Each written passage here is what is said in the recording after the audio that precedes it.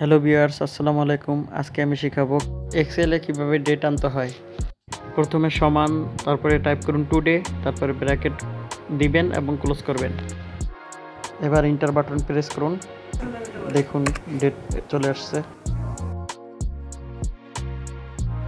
এবার ফরম্যাট সেলে গিয়ে ডেট ফরম্যাট ক্লিক করুন।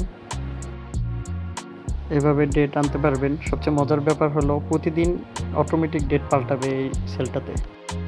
এবার আমি ডেট আনার দ্বিতীয় পদ্ধতি দেখাবো।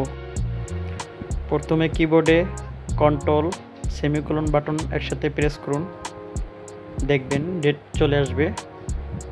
এখন ফরম্যাট সেলে গিয়ে ডেটটাকে ডেট ফরম্যাটে নিয়ে যাবেন। তো ভিডিওটি ভালো লাগলে লাইক কমেন্ট করবেন ও শেয়ার করবেন। ধন্যবাদ।